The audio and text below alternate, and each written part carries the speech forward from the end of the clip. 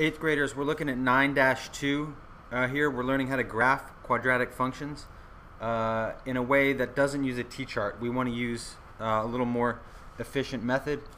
So we're going to take a look at this right here. Again, quadratic functions have the form y equals ax squared plus bx plus c. Again, you could write it f of x. This is from the last video. But f of x equals ax squared plus bx plus c. Same thing. Here they use y. So she gives us an example here, Miss Katz does, of y equals 2x squared plus 4x. In this case, a is going to be 2, b is going to be positive 4, and there's no c, which means c is going to be 0. C is also the y-intercept on these. It's very similar to when we had y equals mx plus b. B was the y-intercept. C is where this parabola is going to cross the y-axis. So by looking at that, you already know kind of one point on the parabola. It's not usually one you're going to use to graph, because the ones we're going to use to graph, we want to be symmetric from the axis of symmetry. So wherever this thing gets cut down the middle, we want things equal numbers away from it. It'll make it a little bit easier to graph. So in this case, Miss Katz chose 0, 0, 1, 6, and negative 1, negative 2, and then she did 2, 16, negative 2, 0, and negative 3, 6. So she used a t-chart here and got a good graph.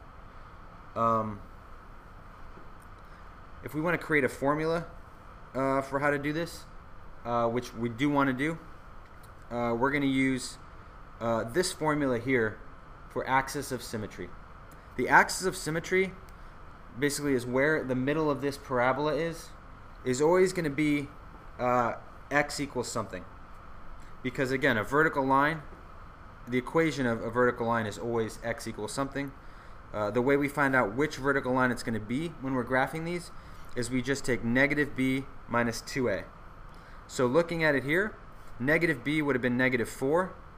2a would be 4. So if we're looking at this here, x equals negative b over 2a, x is going to be negative 4 over 2 times 2, if a is 2 and b is 4. So x equals negative 1. So x equals negative 1 is going to be the axis of symmetry of this parabola. It means x equals negative 1 right here, and this line is going to be what cuts this thing in half. Then if we want to find out how to find the vertex of this thing, all we got to do is plug in whatever we found for x back in for all these x's in our original, and then whatever we get for y is going to be the point on this line that it crosses. So we already know, if we're trying to find our vertex, that the x coordinate has to be negative 1, because we know it has to lie on this axis of symmetry. So we plug that negative 1 in to here, and we get a y, and that's going to be the second coordinate of our vertex. So if I plug in negative 1 to here, I get negative 1 squared, which is 1, times 2 is 2, plus 4 times negative 1, so 2 plus negative 4 is negative 2.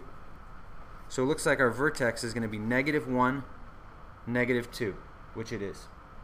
So now that we've gotten that, we have a point in the middle of our parabola. We found either the minimum or the maximum. In this case, it's a minimum because the parabola never goes below that, and it starts shooting up from there. Once we have that, it's very easy to t-chart it, because now if we know the middle of this thing is negative 1, negative 2, then we can just go equal distances one way and equal distances the other way, and we'll have points that are equally on the left and right of this parabola. So if I say, okay, I'm going to go with 0 there, and then I'll go with 1 here, well then here I'm going to go with negative 2 and negative 3.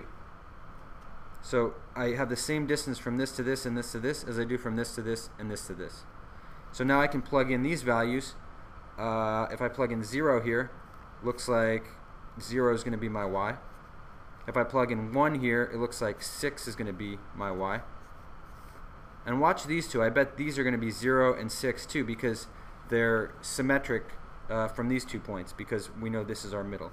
So if I plug in negative 2, I get, what do I get? I get 8, and I get 4 times negative 2 is negative 8, so 8 plus negative 8 is 0, same as here. And the negative 3 I plug in, I get 9 times 2 is 18. 18 plus negative 12 is 6. So I get negative 3, 6 here. So 1, 6, negative 3, 6, 0, 0, negative 2, 0, and then this is our vertex here. If I have these 5 points, I can graph, and I can do the same 5 points that she has. I believe they're the same. They are. And we're going to get the graph of this parabola. It's well done.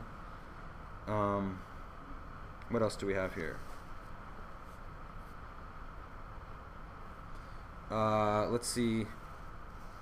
So if we're looking at something like this, number 3, again, this is the formula for a quadratic equation and a parabola. This one has a y equals x squared minus 2x minus 3 formula or equation, whatever. Our a is 1 because there's no coefficient next to the x squared, so it's a 1. The b is negative 2 because of that negative 2. And the c is negative 3 because of that negative 3. This is going to open up because a is positive. If a is positive, the parabola is going to open up and it has a minimum. Its axis of symmetry is always going to be negative b over 2a. So we have negative negative 2 over 2 times 1. Our axis of symmetry is 2 over 2, which is 1. We plug that back into the original equation, solve for y, and we'll get negative 4. That's our vertex. So x equals negative 1 is our, x equals positive 1 is our axis of symmetry, dot, dot, dot, dot, dot, dot, dot, dot, dot.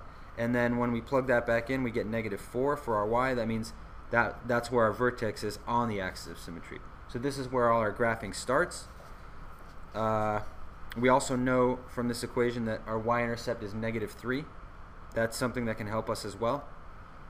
We know this is going to cross y at negative 3, which it does.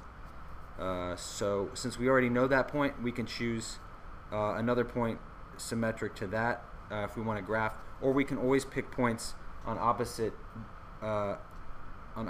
sides of 1 dash negative 4. So if we were t-charting this and we knew 1 dash negative 4 was our vertex, I would probably just go 0, negative 1, 2, 3, and then just start plugging things in and getting y values. So if I plugged in 3 into here, I'd get 9 minus 6 minus 3, so that looks like 0. If I plug in negative 1 here, I get 1 plus 2 minus 3. Let's see. Yeah, so if I plug in negative 1, I get 1 plus 2 minus 3, so that's 0 as well, which makes sense because that's 0 and that's 0. If I plug in 0, I get negative 3 here. If I plug in 2, I get 4 minus 4, so that cancels out minus 3. That's a negative 3 there. So I graph with these 5 points, and I'll get a nice parabola like Miss Katz has here. And if they ask you to graph the parabola, that's what you need to do. So I hope this helps. That's 9-2.